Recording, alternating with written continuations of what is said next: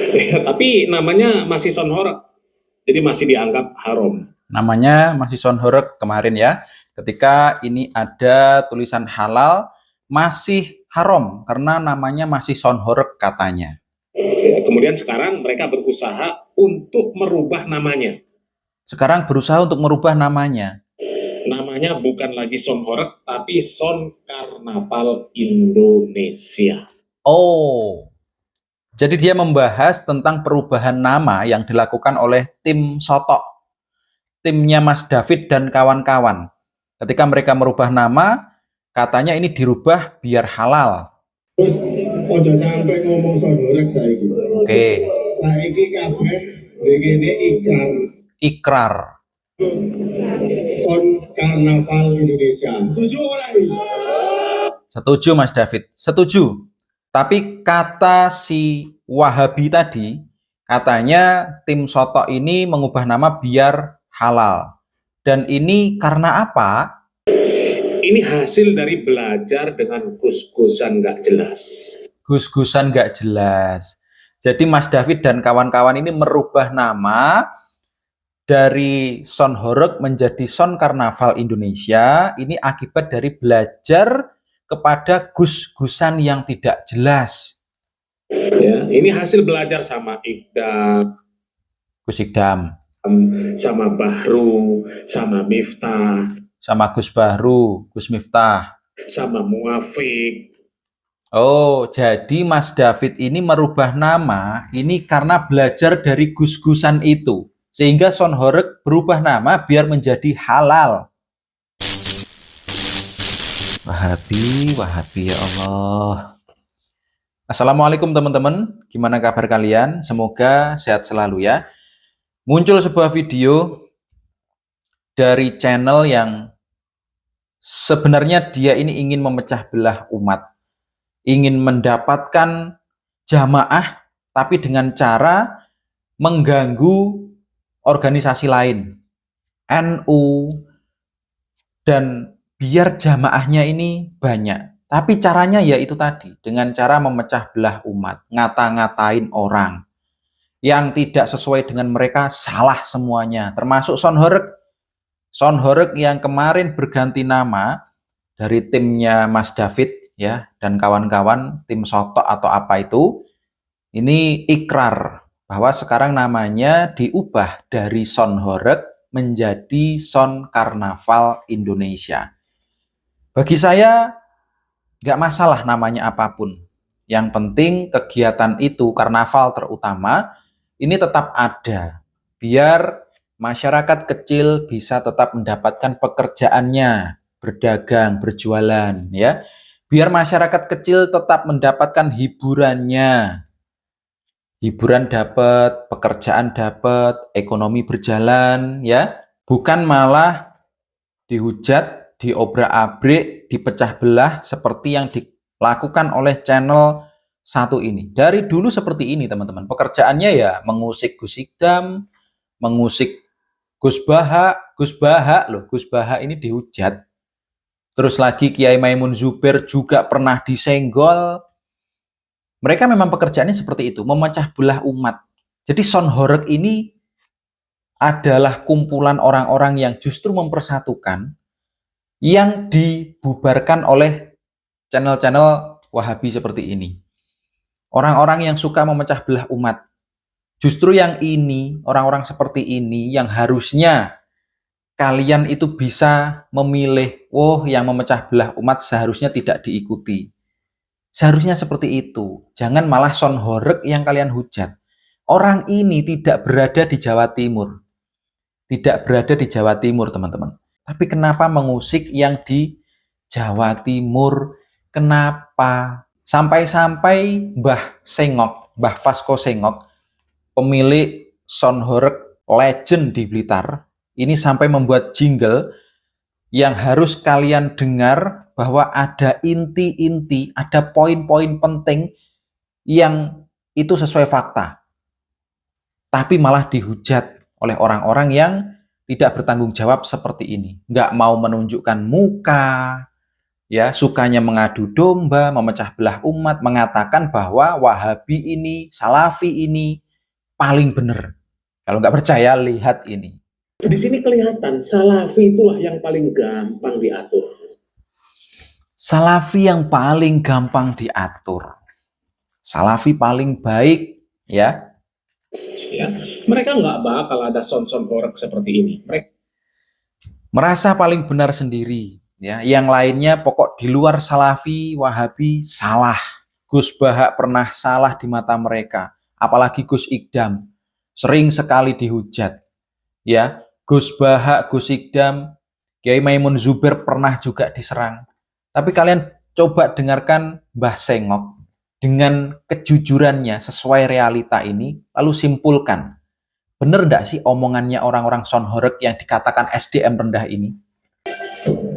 Dulur, sing bahaya kuwi ora sonhoreg. Yang bahaya itu bukan sonhoreg dulur-dulur, Mergo sonhoreg ora tau merugikan negara. catat. Sonhoreg tidak pernah merugikan negara. Catat ini ya. 1. Ora tau memecah belah anak bangsa. Tidak pernah memecah belah anak bangsa. 2. Catat dulu, nanti kita reaksi, kita jelaskan. Nanging sing bahaya kuwi atul fatwa. Yang bahaya itu menjual fatwa. Adu domba, Adu domba, tindakan asusila, tindakan asusila. Catat. korupsi uang negara, Korupsi, mampu agama. mabuk agama. Seperti orang yang mengadu domba tadi. Orang yang mabuk agama ya seperti itu. Mabuk agama yang dimaksud Mbah Sengok itu adalah menganggap golongan mereka itu paling benar. Yang lain salah semuanya. Itu namanya mabuk agama menurut Mbah Sengok. Ijo, kajur, El Kajur.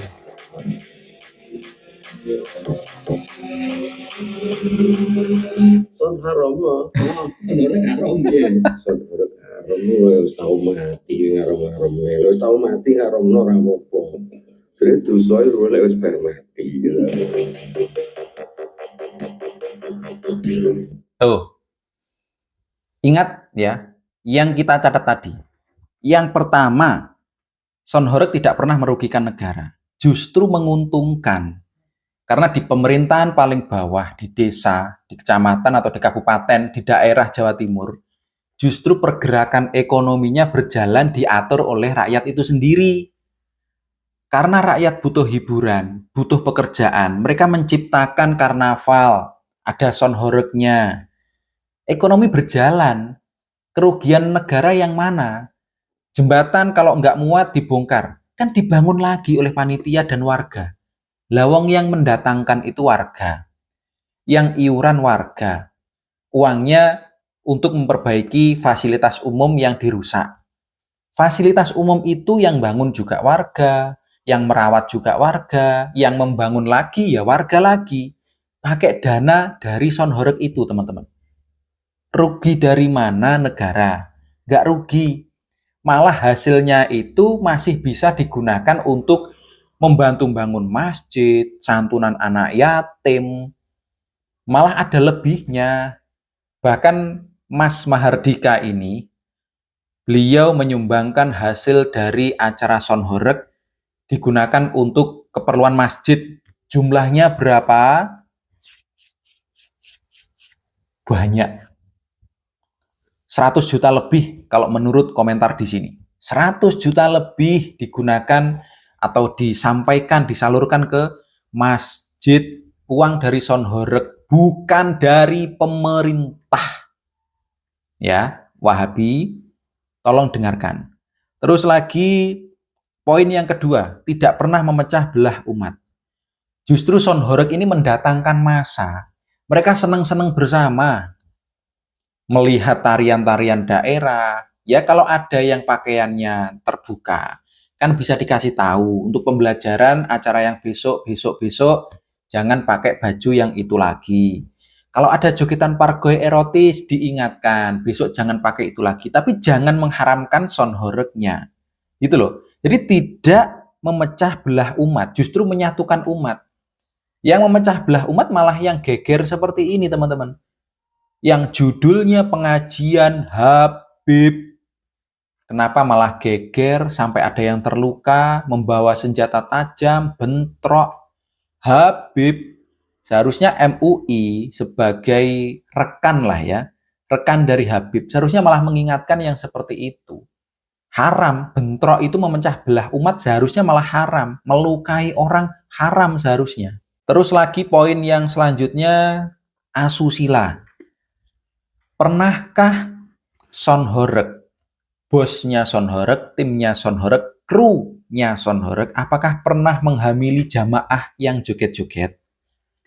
Pernah dengar kasus yang seperti itu? Tidak. Tapi kalau oknum kiai yang bertindak asusila kepada santrinya, banyak banget. Katanya kiai, katanya alim, bahkan masuk dalam MUI Lamongan sebagai ketua malahan. Kok malah mencabuli anak di bawah umur, pelajar SD dicabuli oleh oknum kiai, ya oknum ya, oknum kiai yang masuk dalam keanggotaan bahkan pengurus MUI Lamongan. Belum ada kasus Son Horeg, bosnya atau timnya itu mencabuli jamaah joget-joget, nggak pernah. Padahal yang setiap hari melihat tubuh seksi ya krunya Son Horeg, tapi belum pernah ada kasus seperti itu. Yang nggak pernah nonton, kan MUI kayaknya nggak pernah nonton ya, langsung melihat bentuk bodinya yang joget-joget kan nggak pernah lihat. Secara langsung nggak pernah lihat kayaknya. Tapi kok malah oknum kiainya itu yang malah melakukan kebejatan. Jangan sampai orang-orang di Indonesia ini kecewa dengan Islam gara-gara kasus yang goblok seperti itu. Orang alim itu tidak menghamili, tidak mencabuli. Contohlah Gus Baha, Gus Ikdam, apa pernah mencabuli? Tidak. Mengajarkan pencabulan juga tidak. Ya, masih banyak orang-orang alim yang mempersatukan umat. Bukan malah mencabuli, mencoreng nama baik Islam. Islam kecewa, apalagi Kanjeng Nabi. Apakah Kanjeng Nabi menyuruh para oknum kiai untuk sesuka hati memperlakukan santrinya? Tentu tidak. Yang mencoreng nama baik Islam memang seharusnya dipenjara, dihukum yang setimpal, teman-teman. Terus lagi catatan dari Mbah Sengok tadi, yang lebih berbahaya itu korupsi. Seharusnya korupsi juga diharamkan. Tapi kenapa korupsi ya tetap ada? Kenapa? Banyak orang Islam lagi yang korupsi. Dana haji dikorupsi. Itu agama, Pak. Jangan dibuat mainan.